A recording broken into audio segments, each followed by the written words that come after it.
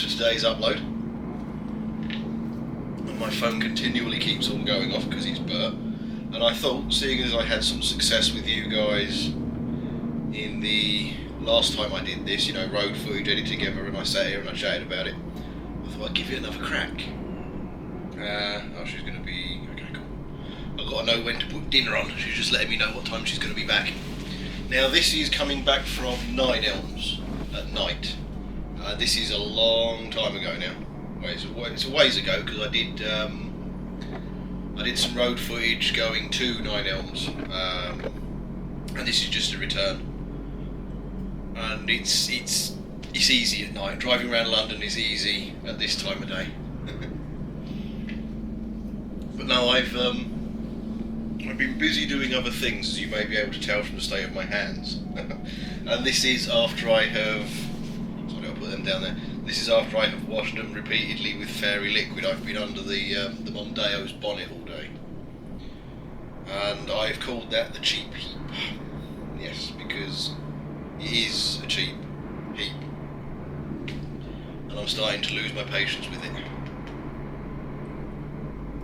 The simple fact is that it's an O.T.R plate and it's a Euro 3, not a Euro 4. Euro 4s were from 2005 onwards, I think. I think that's when Euro 4 came in. Something like that. And the issue with the Euro 3 is everything you want to get to is at the back. So you just... it's laid out pretty much the same, but things like your EGR valve, they're at the back of the bloody engine. And it's just so much harder than it needs to be. Plus I discovered today that the airbox, with the air filter in, somebody's cut the bottom of that out, because instead of undoing the bolts and moving the airbox out of the way like a normal person would, they've decided to cut the bottom out of it so as they can gain access to bolt and stuff that's underneath. The car has been abused its entire life, and I don't mind doing a build, but I don't have... the reason I went with this car is because it was cheap, it was from a source that I knew, and I thought it was better than it is. But I don't have the budget to do a major build. I've been discussing it with Carl and Dan and the others, and it would be nice to get a big build going, but we've got so many other things to worry about first.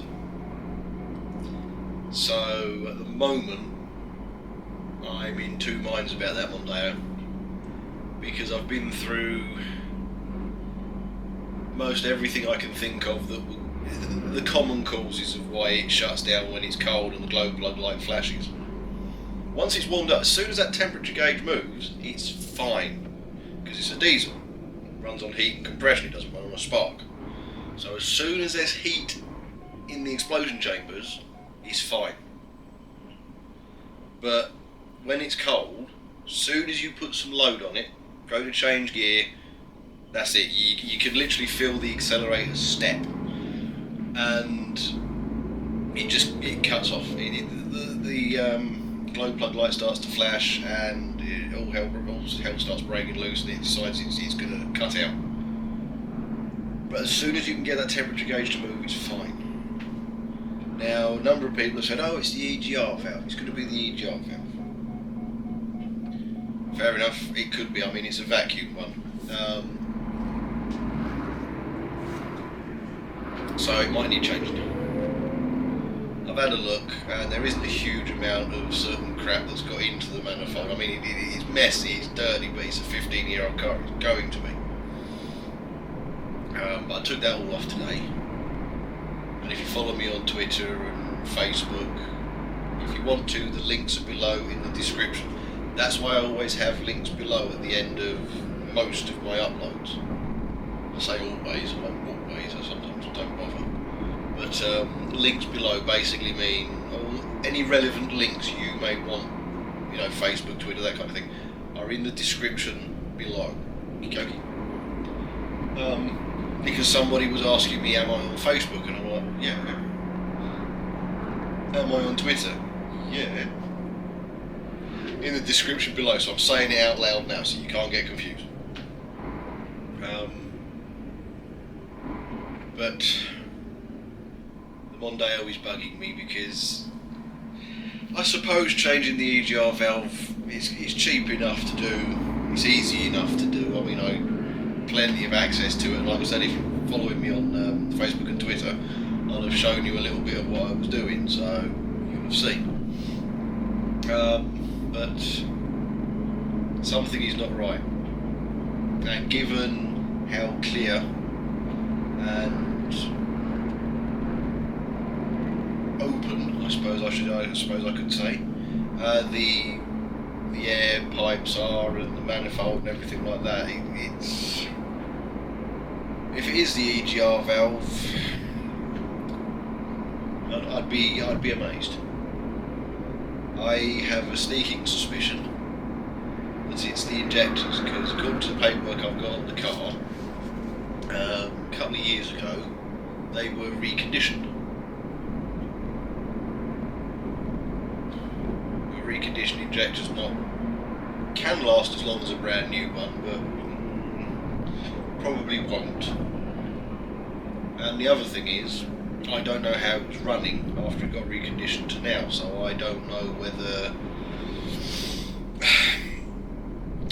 there's been an underlying problem since then, because if they haven't recoded the injectors correctly when they recondition them and put them back in, then you're in trouble.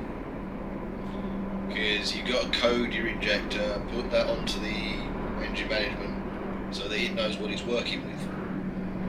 And if the engine management is working with what it came out of the factory with,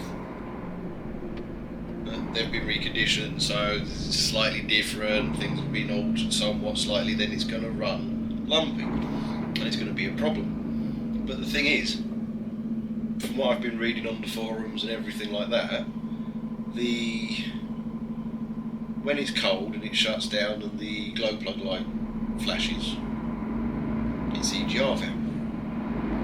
There's blockage in the air intake or something like that. Well, considering that the airbox is missing the entire bottom part of it, there is no blockage getting the air into the air filter. There's no blockage from the air filter into the manifold. Other than, I suppose, a vacuum. Yeah, this Mercedes doesn't like his lane. Yeah, I thought I'd point that one out. Yeah, he doesn't like his lane, he doesn't really care, but that's another thing you got to watch out for when you're driving in London. And I always put myself in 2 lanes for this bend because it's tight, and I don't want anybody sitting next to me. But anyway, moving back to the Fiesta, because I am watching this at the same time as you. The Fiesta, the Mondeo, sorry. I've got Fiestas on my mind at the moment. One of my mates has gone out and bought one. I hate Fiestas. I hate Ford. I detest Ford. And I'm sure there's going to be people sitting there going, why did you buy a Mondeo? Because it was cheap. And I thought, well, I don't like Ford. This is most likely going to have some underlying issues with it, which my one does. And I can demonstrate the fact that Ford are perfectly fine when they're new. No problems with them when they're new, as a general rule. They're actually pretty reliable, they've got a good success rate, but when they get older, unlike a lot of other manufacturers, when Ford get older, you really need to throw them away. And it's weird, most of my family have worked for Ford. My dad worked in the research and engineering plant for 35 years, 36 years, something like that. And he was in the Royal Electrical and Mechanical Engineers before that, or Royal Engineers Made Easy, depending on where you stand. And I used to hear some proper horror stories. My grandfather used to work for Ford, my uncles worked for Ford. Everybody I knew worked for Ford. My dad banned me from working for Ford. He turned around and went, if you go and work for those, I will disown you as a son. Well, I misinterpreted what he meant by that and thought if I went into engineering, if I went into mechanics, he'd disown me, so I steered away from it. And years later, I was having a chat with him and he said, no, that's not what I meant. If you wanted to become an engineer or a mechanic in your own right, then I'd have helped you, but it was just Ford I didn't want you working for. Cheers for telling me that years later. But, no, there's a lot of stories I've heard as I was growing up. Now, one of them that rings true, and I've heard this said by a few people before now, is one of the things that Henry Ford used to do. And when he was getting his mass production line up and running, and remember, Fords weren't the first one, Olds were. And I don't mean Oldsmobile, I mean Olds. They were the first mass production car. But I digress. As Henry Ford was getting his bits and bobs up and running, what he used to do was he'd go around to customers whose cars had failed, and he'd find out why they'd failed. And then he'd make the rest of the component parts as weak as parts that had failed. Well, how can you have mass production if nobody's buying replacements for ones that have failed? And this is one of the reasons why, when you have, if you had experience of Fords, or you hang around in Ford forums or whatever, virtually everybody, universal, says exactly the same thing. When Fords are working, they are great, they are fine, they are perfect. As soon as they start going wrong, it becomes a chore, because everything seems to fail at the same time. It's how to keep mass production up, and I'm not saying it's limited to Ford. I'm sure there's other companies that do exactly the same thing, but I just grew up in a Ford household, so it's why I don't like Ford. And I thought, well, if I get this one and we do a build project, it'll be genius, because then we can rip everything out, yada yada yada, and so on and so forth. But I've been being let down by Carl on a few occasions, and I'm starting to get peed off with him. Put it this way, yesterday we were supposed to be meeting up at the garage. Not our garage, we haven't got one sorted out yet, but where he currently works, to work on the Mondeo. And Bert was coming along, it was her day off, and she does have an interest in stuff like that. Anyway, we get all the way down there, and he's been out the night before, which is fair enough, he's not feeling too clever, so I've texted him and he hasn't got back to me, but then he's got back to me as myself and Bert are leaving. And he said, well, I'm up now, and I said, well, okie dokie, we can come down, we'll come to the garage. Because we wanted to do some bits and bobs with the car that I really don't have the kit to do here. And we were like, okie dokie, what time? I said 12, he said, well, can we make it 12:30? I was like, not a problem, lovely jubbly. Myself and Bert went to do a little bit of odds and sods shopping for the garden. And then we went down to the garage. We got there a bit early. Anyway, I let him know that I was there, but he'd already sent me a text message, which obviously I hadn't read. I didn't know I'd received. I was driving. I do not condone texting whilst driving. My phone is on silent, do not disturb, upside down, out of sight. So I don't know. Anyway, I get there and he sent me one going, can we make it 1? Because he's being a bit ill. You know, he's been out the night before, had a cup sherbet. Fair enough, whatever, we'll make it 1, and Bert's a bit annoyed because now we're going to be sitting around doing nothing for a while. Anyway, 1 o'clock rolls round, 1:15, send him another text, and I'm like, dude, where are you? Keep going till about past, and so I try phoning him. Straight to answer phone, I think 4 or 5 times. I don't mind a little bit. I mean, if you're ill, if you've been out the night before, and it is a Sunday, it was a day off, it's a case of, well, fair enough, if you can't make it, just let me know, I'll go out and do other things. There are things I can do on that car here, so on and so forth. But to actually say, yeah, I'm on my way, because at one point that's what he actually said.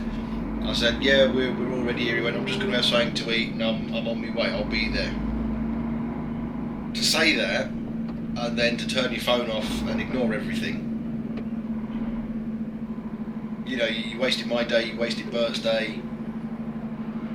So I'm a bit angry about that, and at the moment I'm annoyed with the Mondeo and I'm annoyed with Carl. So as for the car venture at the moment, I'm focusing all of my efforts on Bert because she's getting her arts and crafts thing up and going. So I'm going to help her do that, and as far as I'm concerned, after Sunday, Carl can go stick his head up his rear end. You know, if you're not going to make it, just be honest, just tell me, you know? So So I'm a bit annoyed about that. I mean, I've still got Dan to work with.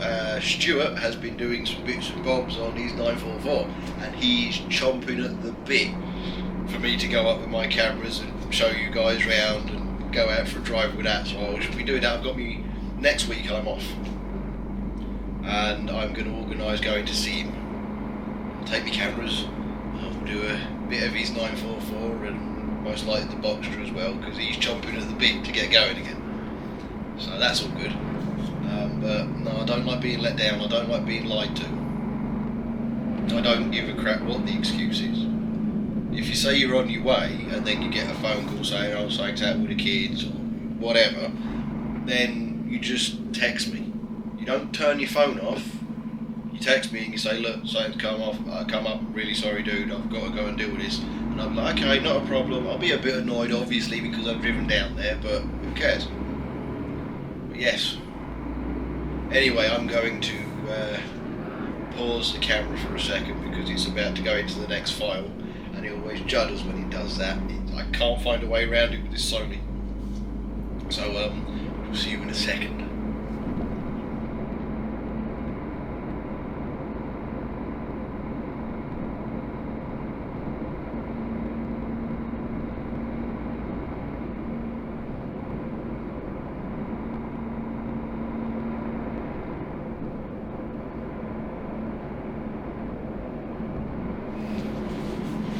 Anyway, come back. Yeah, there's a thing with this Sony.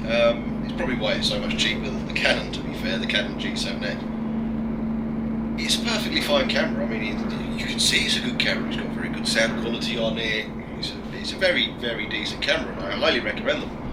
The thing is that it has a file size, recording file size, of 17 minutes, and then it switches over to the next file.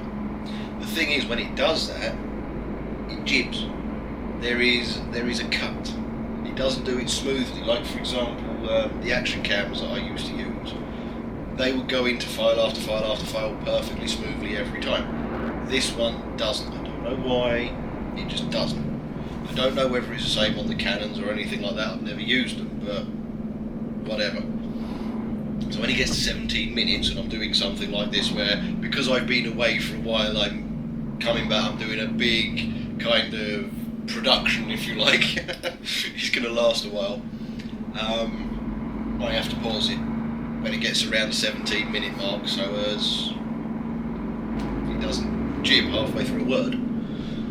Because I've been editing things with that before now, and I've been halfway through doing something with a guitar or, chatting away, and it's just cut me. And when you're doing something with a guitar and it does that, it's impossible.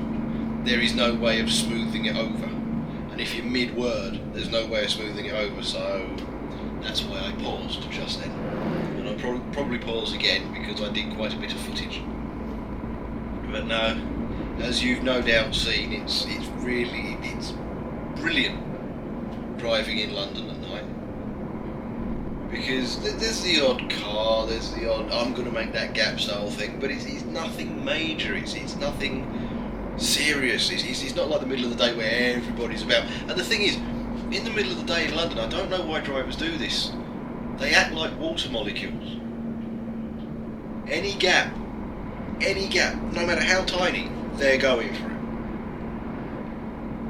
Why? You're not going to get there any quicker. It's start, traffic, it's tailback. Just, calm down. But whatever, I mean, everybody has that thing in the back of their head, oh, it's a truck, he's slow, I'm going to get in front of him. Why? We're not moving anywhere, But no, I do like driving around London at night. It's actually therapeutic, it's relaxing.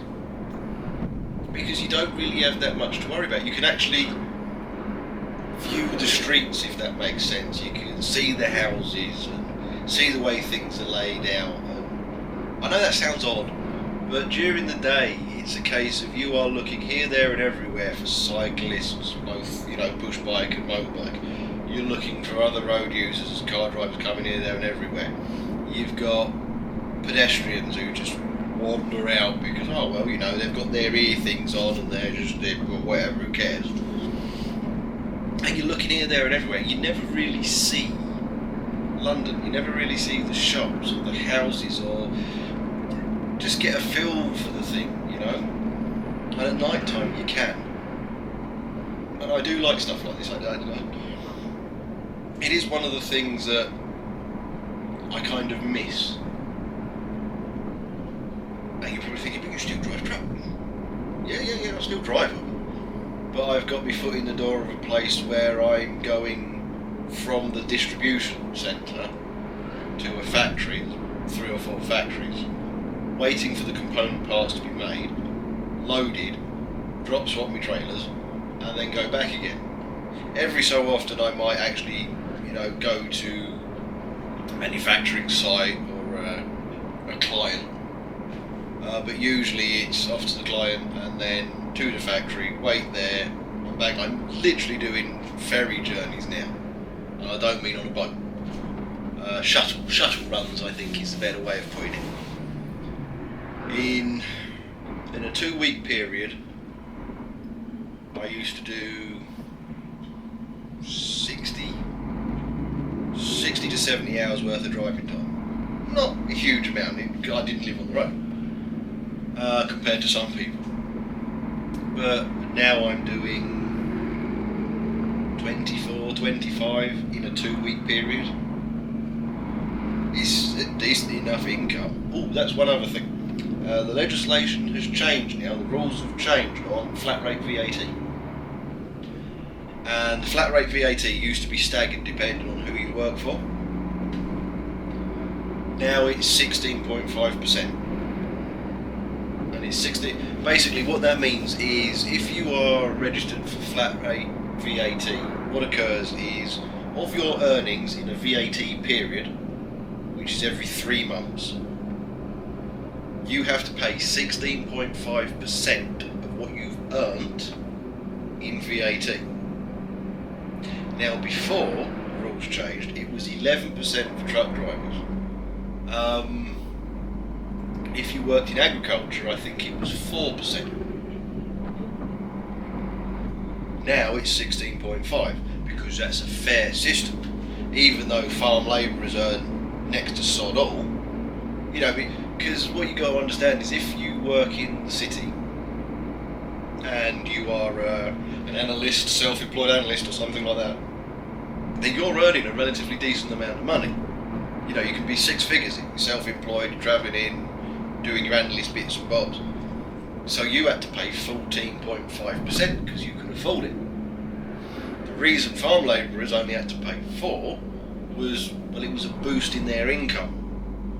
Because they're already low paid, boost their income, pay 4%, HMRC, the VAT man's getting getting a taste, getting a bit of a taste, and everyone's happy.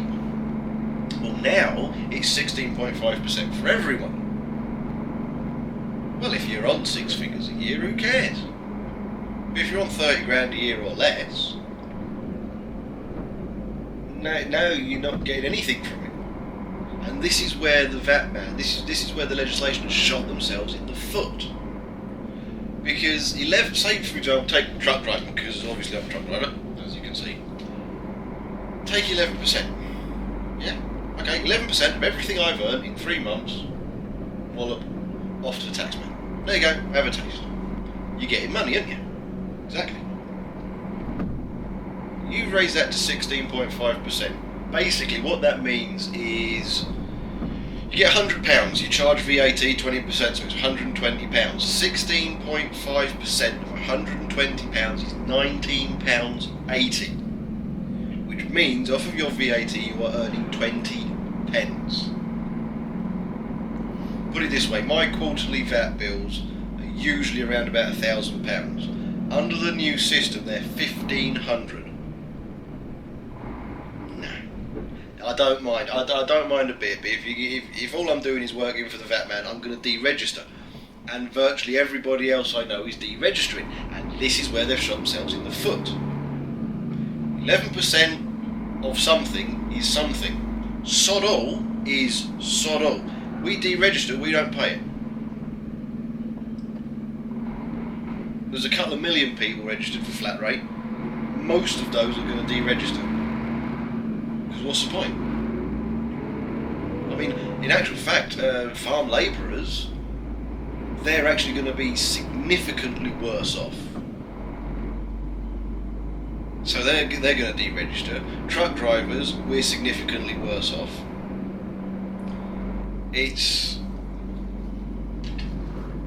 is where it's gone completely wrong, because I tell you now, if you are an agency guy, if you're getting into agency, if you're a limited company, flat rate VAT, whatever, it used to work.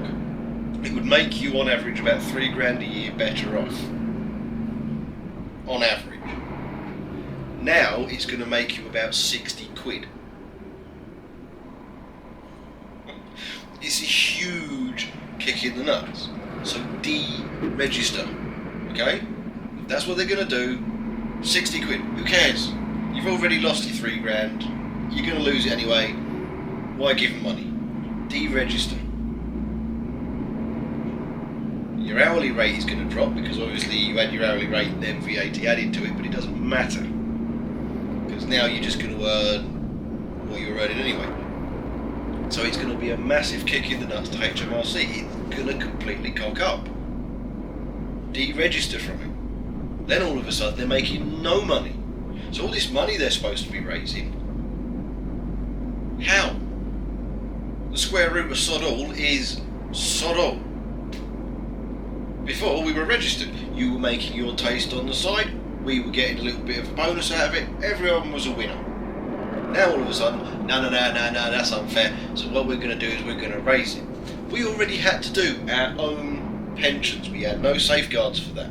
We already had to do our own national insurance, and if you weren't an idiot, you paid a decent amount of national insurance, so as you qualified for the full benefits of it.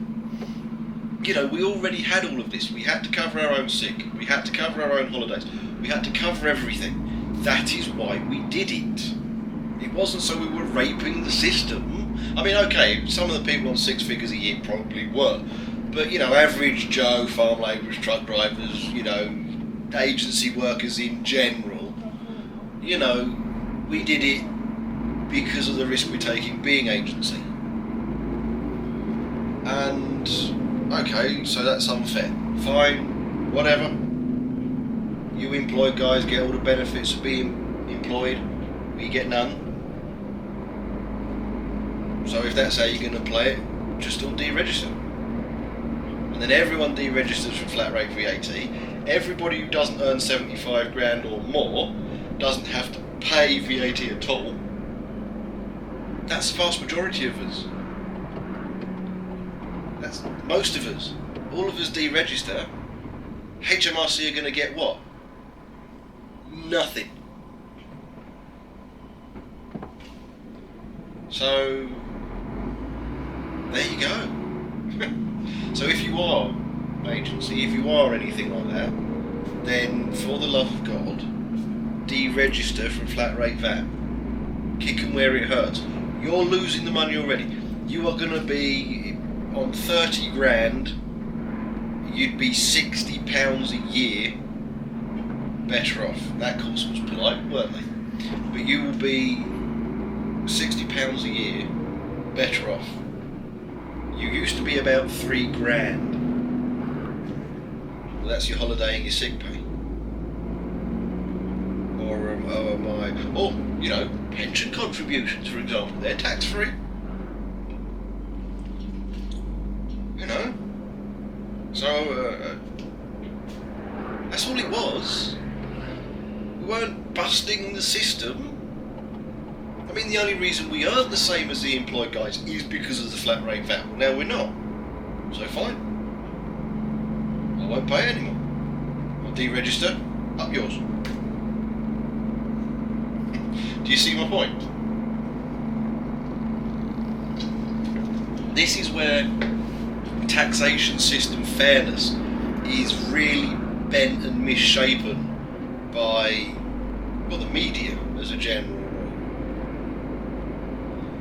It's a bit like, what was it, 20 years ago, Dubai was a hovel. It was a hellhole. And then they became a tax haven. How many people watching me don't want to go to Dubai just to experience it? Probably not many of you. This is the thing. 10% of billions of dollars is 10% of billions of dollars. 40% of nothing is nothing.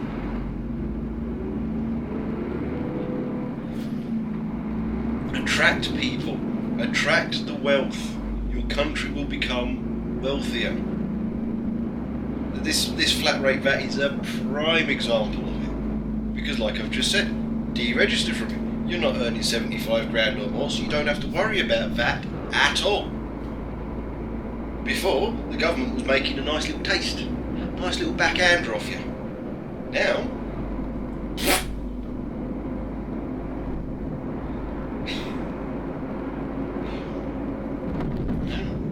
I'm just saying,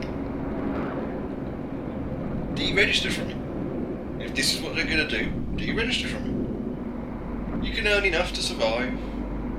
You can go full time, because the main push here is they want everybody PAYE, and PAYE, as far as I'm concerned, is illegal because of how it's done.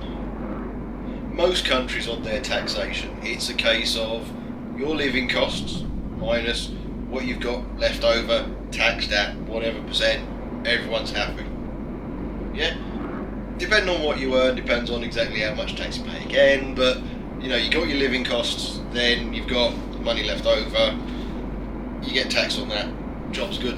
PAYE is, you get your £1,000, it goes to the government. The government then go, right, we're going to take 250 quid, there's 750 quid, have fun. No matter what your living costs are, no matter what your expenditures are, no matter what it is. Well, I mean, if you're £1,000 a week, then, you know, you give it to the government, they're going to take 400 quid and go, there you go, have fun with 600. But all of a sudden, oh well, we can't afford our mortgages, we can't afford this, we can't afford that. Ever wondered why? Money's created through debt. Anyway, I'm going to have to do the pause thing yet again, so I shall see you in a second.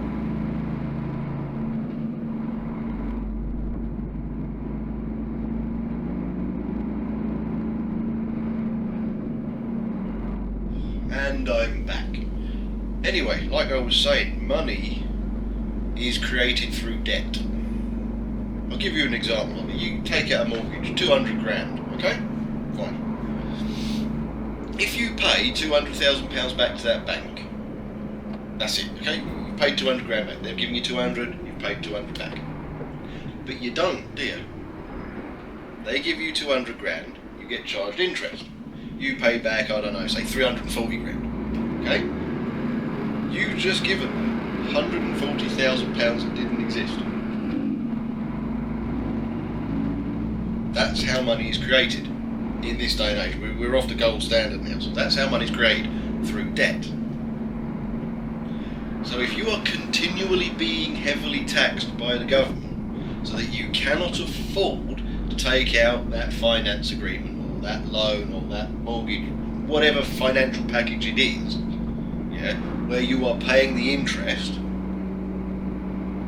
then there is no money being created. And no money being created means that the corporation tax is not as much from the big businesses because, well, they're not making as much money. You know, the banking system isn't making as much money because you're not taking the same products you could have taken. So all of a sudden that goes down. Well, if that goes down, all of a sudden tax has to go up. So fuel tax goes up, road tax goes up, VAT goes up. It used to be 17.5, it's now 20%. You know, things like that. And so more money goes away from you into the coffers for fairness. And then that gives you less money to take out financial products where money is created to then be taxed later on by the government through corporation tax, VAT, so on and so forth. And if you don't believe me, then the system works if you look at a self-employed guy like myself. Because if I deregister from VAT, I only pay corporation tax in a year. That is it. Okay, I got the dividend tax. I mean, that's over £2,000. If you take £2,000 from next year, Then you want 7.5% up to the first tax bracket, and so on and so forth. And that increases, and I'm never going to hit that first tax bracket, so I don't really care. But the thing is, I now no longer have to pay VAT. So that £1,000 every quarter that the HMRC used to get, they can whistle for it. They're not getting it anymore. All of a sudden, HMRC just on me, just from me, have lost £4,000 a year. If there are 1 million of us that do that, how much is that?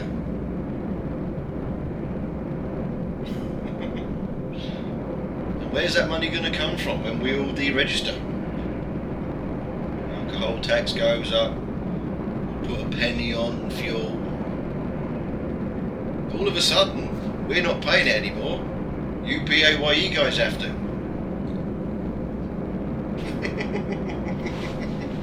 I'm just saying, you cannot make a taxation system fair unless everybody pays into it, but pays in a relevant or a realistic amount for what they earn. So of course, as you earn more, you pay more. It's fine, I don't say anything against that. But a realistic amount. I mean, take the plank of wood, Mr. Corbyn. Everybody knows I don't like him. Oh, but you want to stay politically neutral. Have I said I don't like Labour? No. I said I don't like a person. There's a difference. He wants to bring in a 60% tax on the wealthy. They'll just go, see you later.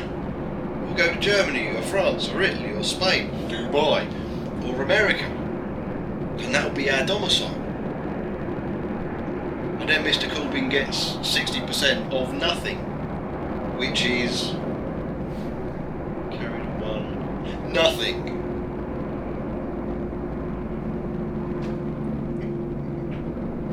There is a balance to it. And the issue is everybody's gone nuts all of a sudden ever since the last recession because of all the little handouts and the little, backdoor deals that banks used to do. Oh no, that's not correct. Yes, but under that system, you used to get the mortgage you needed for your home. You used to get the finance that you needed for your bits and bobs. Yeah, okay, it was a higher percent APR. You were having to pay more back. You were creating more money. You were making certain people wealthier, but you had what you needed. Now, you're £1.20 something a litre. Yeah, God knows what your alcohol tax is now. I just don't pay any attention. Last time I bought a pint of Peroni, it was £4.30 something. So I don't pay any attention to the tax on that anymore. Your cigarette tax is through the roof. I mean, have you seen LPG? The tax is going up on that now quite substantially. I mean, the last one I saw was 70 something pence a litre. Could be more in certain areas, I don't know.